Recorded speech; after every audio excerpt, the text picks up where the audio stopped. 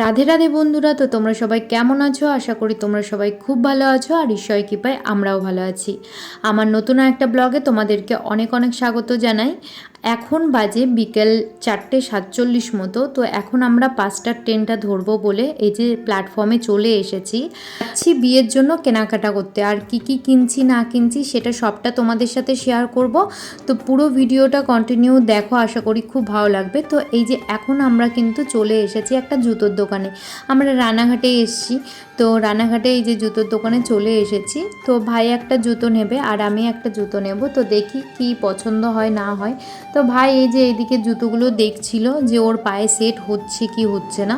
যাই হোক, আমাদের কিন্তু কেনাকাটা কমপ্লিট হয়ে গেছে।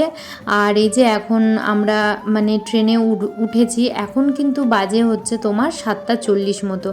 আর 7:40-এর ট্রেনটা ধরে এই যে এখন আমরা বাড়ি ফিরছি। আর ভাই ওইদিকে শুয়ে পড়েছে, কারণ ওর শরীরটা ভাল লাগছিল না। ও সারাদিন খেলাধুলা করে ওর শরীর টায়ার্ড হয়ে গেছে। তারপরে আবার আমাদের সাথে কোম্পানি দেওয়ার জন্য কিন্তু গেছিল, কারণ ওর তো পায়ের মাপটা লাগবেই, তার জন্যই আর কি। যাই হোক, তারপরে কিন্তু রাতের বেলায় আমার শরীরটাও ভালো লাগছিল না, এসে আমি শুয়ে পড়েছিলাম। তোমাদের দাদাভাই খাওয়া দাওয়া করছিল। তো তারপরে এটা হচ্ছে পরের দিন সকালবেলা কিন্তু আমি তখন স্নান করতে গেছিলাম আর কি। তখন ভাইকে বললাম, ভাই তুই একটু ভিডিওটা করে দিস। তো ভাই এই যে এখন ভিডিওটা করছে, পেছন যাচ্ছে আর কি। আর এই যে মা, পিসি আর বড় মা তিনজন মিলে কোথায় যাচ্ছে চলো বলে দিই। তিনজন মিলে যাচ্ছে বিয়ের পিঁড়ি আনতে, ঠিক আছে? আমাদের পাড়াতেই একটা ঠাকুমার বাড়িতে পিঁড়ি আনতে যাচ্ছে বিয়ের। তো তিনজন মিলেই গেছে আর কি।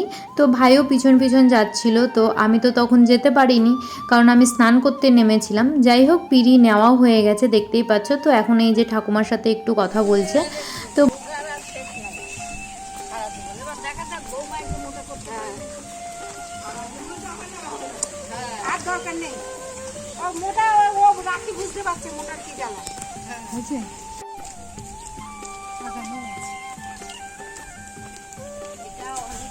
ভাই কিন্তু খুব সুন্দর ভিডিওটা করে দিয়েছে, তাই না? তো যাই হোক, এই যে মা আর বড় মা দুজন মিলে কিন্তু দুটো পিঁড়ি ধরে আনছে। আর কিন্তু বিয়ের বেশি দিন নেই, তার জন্যই কিন্তু এখন থেকেই সমস্ত আয়োজন শুরু করা হয়ে গেছে। আর এই যে এক এক করে তো সব কিছুই নিয়ে আসতে হবে। তো বিয়ের পিঁড়ি তো চলে আসলো। আর বিয়ের পিঁড়ির ওপরে যে ডিজাইনটা করেছে কলকা দিয়ে, সেটা কিন্তু খুব সুন্দর করেছে, দুর্দান্ত। তোমরা হয়তো বুঝতে পারছো না, কিন্তু আমি সামনের থেকে দেখেছি বলে বলছি। সামনে, হ্যাঁ। আসো এবার, উলু দাও। আসো আসো আসো।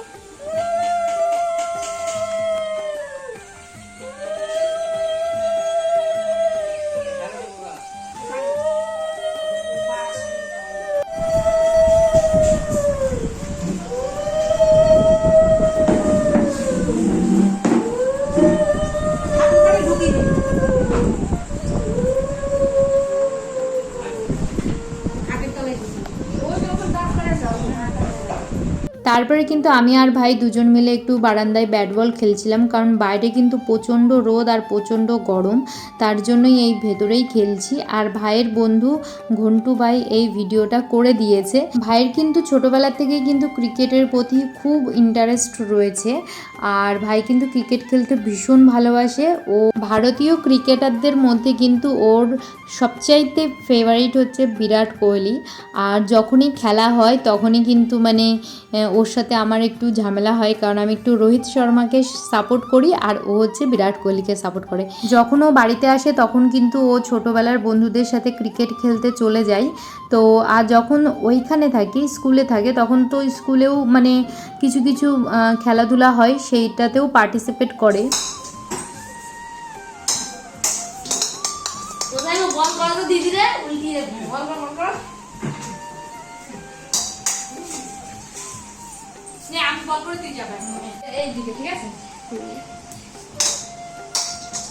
দিনও টেস্ট ম্যাচ খেলা হচ্ছে না এখানে।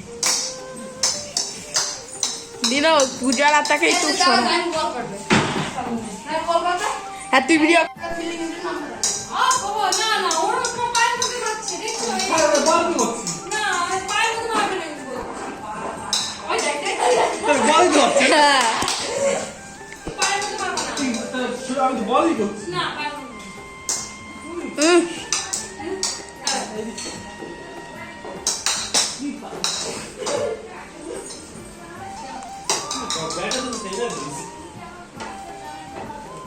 উল্টো ধরেছে।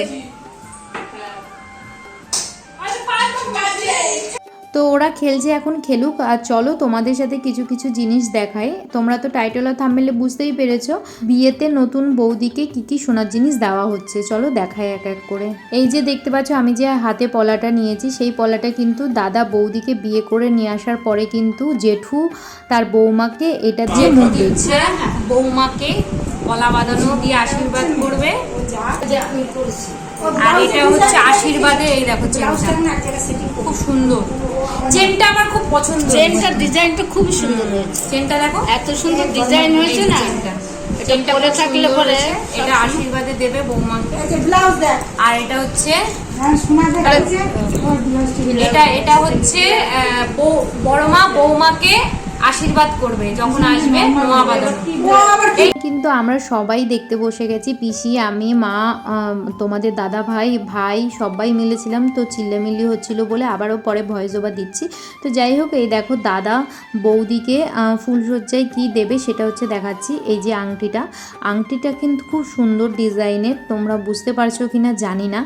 যাই হোক, আংটির ডিজাইনটা, চেনের ডিজাইনটা আর নোয়া বাঁধানোর ডিজাইনটা, নিউ যে নোয়া বাঁধানো, আমার খুব পছন্দ হয়েছে। তো এবার দেখো, এই যে এটা হচ্ছে বৌদির রিসেপশনের শাড়ি আর কি, রিসেপশনের দিন যেটা পরবে বউ ভাতের দিন, তো এইটা পরবে। আর এই যে এটা দেখতে পাচ্ছ, এটা হচ্ছে তোমার ভাত কাপড়ের দিন পরবে, তার জন্য হচ্ছে দেওয়া হচ্ছে। ভাত কাপড় যখন নেবে তখন এই শাড়িটা পরে নেবে, তার জন্য দেওয়া হচ্ছে। তো শাড়ি দুটো কিন্তু খুব সুন্দর হয়েছে। আগে একদিন মা আমাকে মাথায় হেনা দিয়ে দিয়েছিল, তো আবারও আমি দিচ্ছি, কারণ বিয়ে ক্রমশ এগিয়েই চলে এসেছে। তো তার জন্য কিন্তু আবারও মা আমাকে হেনা দিয়ে দিল, আর সাথে সাথে কিন্তু মাও একটু হেনা লাগিয়ে নিচ্ছে। তো দেখো আমার হাতের অবস্থা। তো মা বললো যে তোকে আর দিতে হবে না, আমারটা আমি নিজেই দিয়ে নিচ্ছি, কারণ তোর হাত তো অলরেডি কালো হয়ে গেছে, আরও দিলে আরও বেশি কালো হয়ে যাবে, তার জন্য আর মা দিতে দেয়নি। যাই হোক, তারপরে কিন্তু আমাদের দেওয়ার পরে বড় মার চুলে যে গার্নিয়ার দিয়েছিলাম না, তো বড় মার হালকা পাতলা একটুখানি কালার হয়নি, ঠিক আছে, একটা দুটো জায়গায়। তো সেই জায়গাগুলোতে মা আবার দিয়ে দিচ্ছে, যে হেনাটা লাগিয়ে দিচ্ছে যাতে চুলে কালারটা চলে আসে। তো আমাদের তো তিনজনারই অবস্থা এই রকমই, মাথার মধ্যে হেনা লাগিয়ে নিয়ে এবার বসে থাকবো। তো যাই হোক, কেউ একজন আমাকে জিজ্ঞাসা করেছিলে যে আমার ফেসবুক অ্যাকাউন্ট আছে কিনা। হ্যাঁ, আমার ফেসবুক পেজ আছে, সেটা হচ্ছে মোনালিসা ঘোষ। তো আমি ডেসক্রিপশন বক্সে লিংক দিয়ে দেবো, অবশ্যই তোমরা গিয়ে ওইটাই ফলো করে এসো। আর আমার ভিডিও ভালো লাগলে অবশ্যই কিন্তু লাইক, কমেন্ট আর শেয়ার করে দিও। যাই হোক, ভিডিওটা আমি এখানেই শেষ করছি। তোমরা সবাই ভালো থেকো, সুস্থ থেকো। রাধে রাধে।